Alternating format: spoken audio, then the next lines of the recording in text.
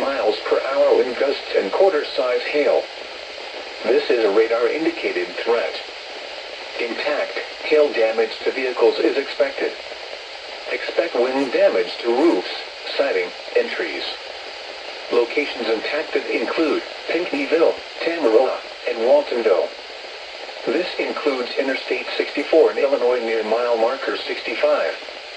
Repeating, a severe thunderstorm warning remains in effect until 7 p.m. for the following county: Cary, Illinois.